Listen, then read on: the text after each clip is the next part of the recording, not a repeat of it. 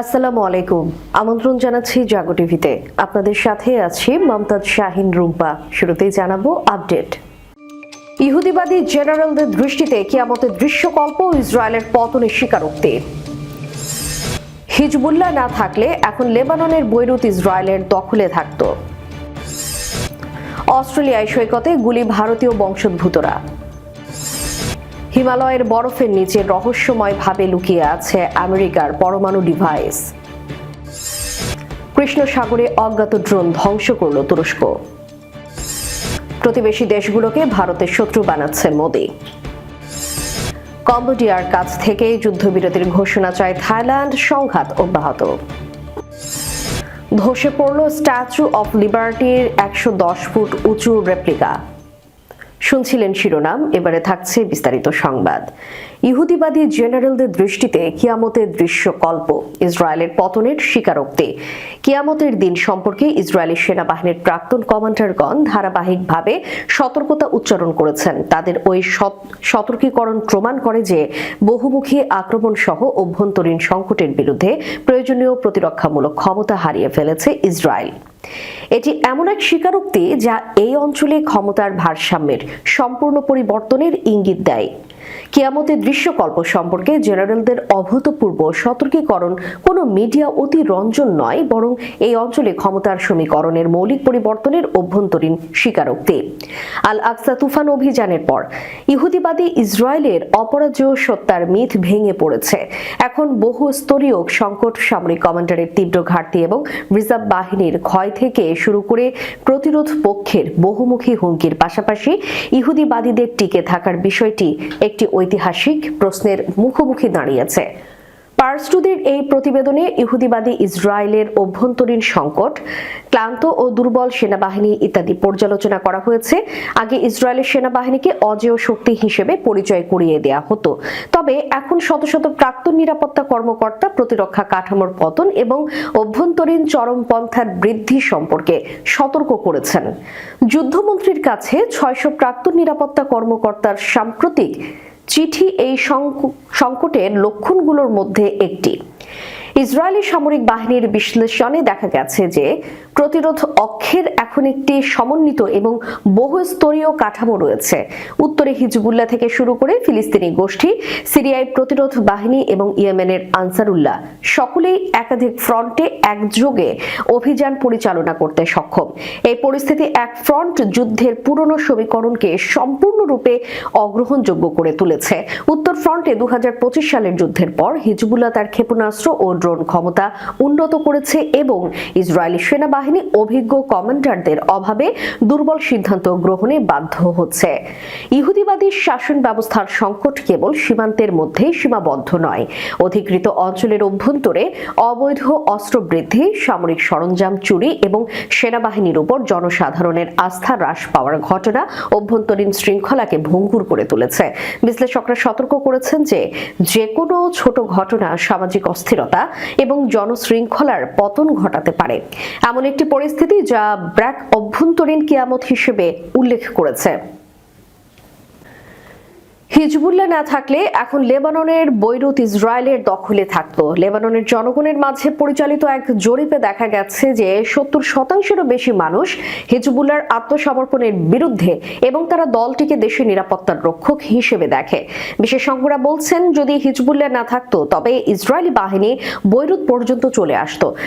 ইরানের আন্তর্জাতিক সম্পর্ক বিষয়ক বিশ্লেষক আব্বাস হাজি নাজ্জারি এক টেলিভিশন অনুষ্ঠানে বলেছেন, দখলদার ইসরায়েল ও আমেরিকার সব প্রচেষ্টা সত্ত্বেও হিজবুল্লাহকে ধ্বংস করা সম্ভব হয়নি।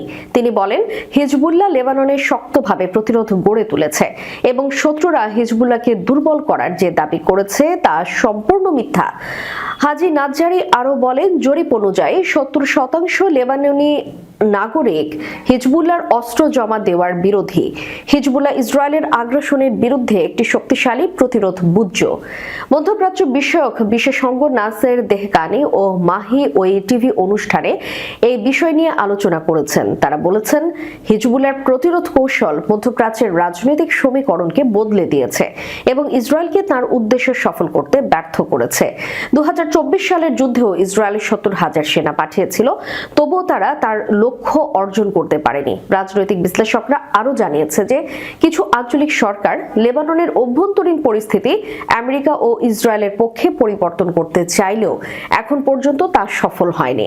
লেবাননে সম্প্রতি অনুষ্ঠিত স্থানীয় নির্বাচনে দেখা গেছে জনগণের মধ্যে হিজবুল্লাহর দৃঢ় ভিত্তি রয়েছে এবং তারা হিজবুল্লাহকে অস্ত্রশক্তিতে বলিয়ান দেখতে চায়। অস্ট্রেলিয়ার সৈকতে গুলি ভারতীয় বংশোদ্ভূতরা।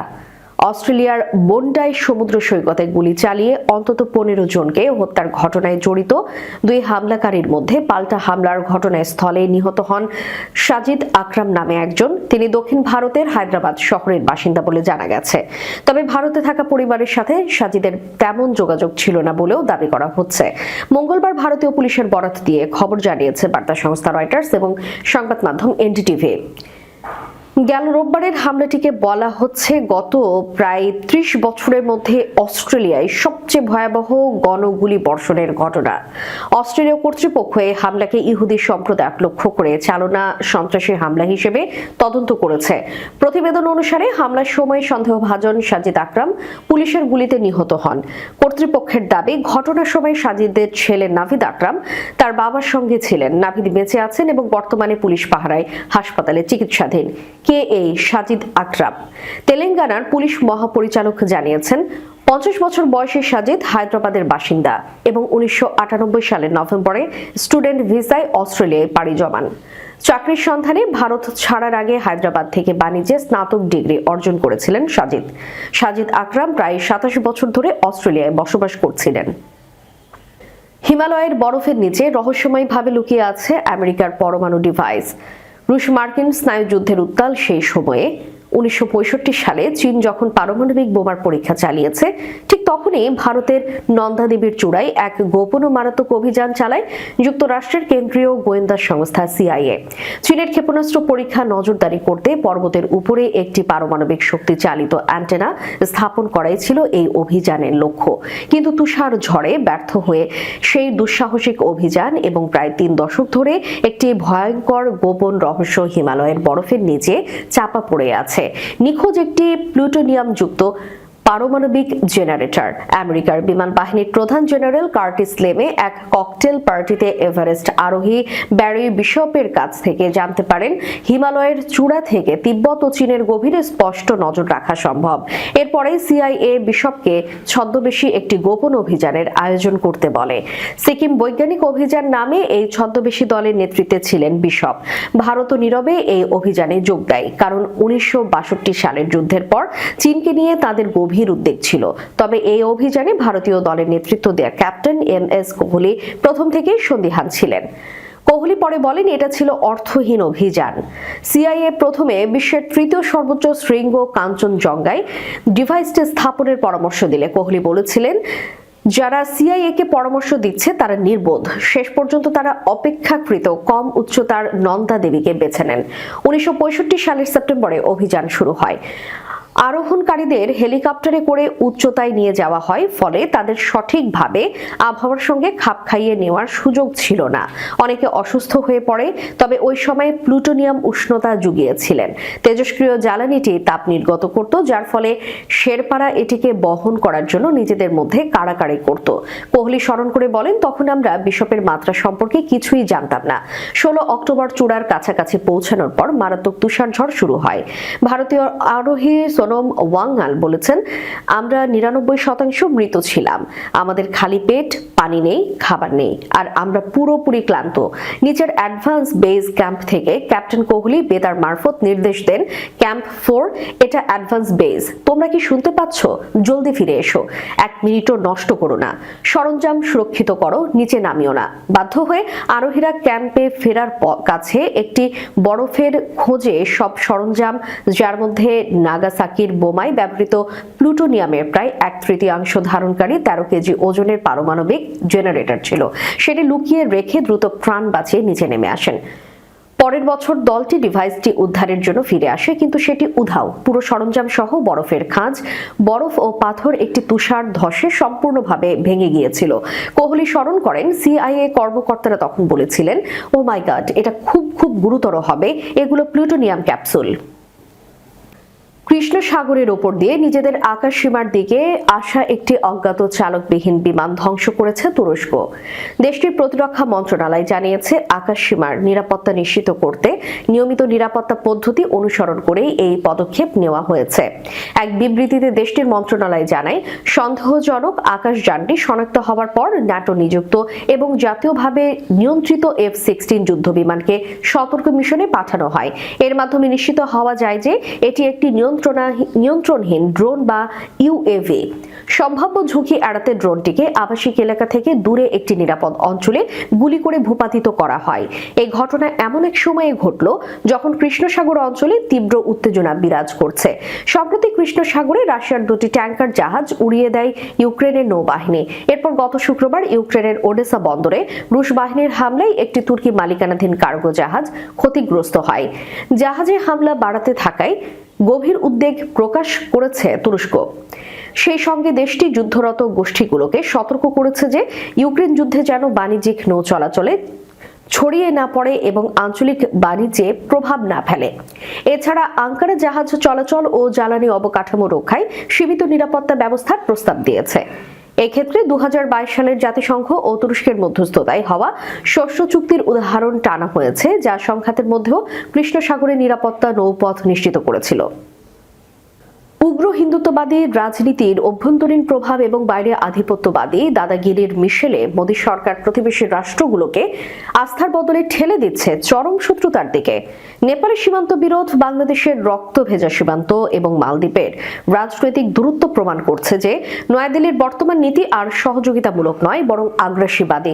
বিশ্লেষকদের মতে মানবিক মূল্যবোধহীন সীমান্ত নীতি আর সাম্প্রদায়িক রাষ্ট্র চিন্তার কারণে ভারত আজ দক্ষিণ এশিয়ায় কেবল ভৌগোলিকভাবে বৃহৎ নয়, বরং প্রতিবেশী দেশগুলোর কাছে এক গভীর ভীতি ও ক্ষোভের প্রতীকে পরিণত হয়েছে। দীর্ঘদিনের ঘনিষ্ঠ প্রতিবেশী নেপাল আজ ভারতের প্রতি প্রকাশ্যে অনাস্থা দেখাচ্ছে। নিপুলেক ও কালাপানি অঞ্চলে একতরফাভাবে সড়ক নির্মাণ এবং 2015 সালের অঘোষিত তেল অবরোধ নেপালিদের মনে স্থায়ী ক্ষতের সৃষ্টি করেছে। এই অভিজ্ঞতা নেপালকে শিখিয়েছে ভারতের বন্ধুত্ব মানে শর্ত সাপেক্ষ আনুগত্য।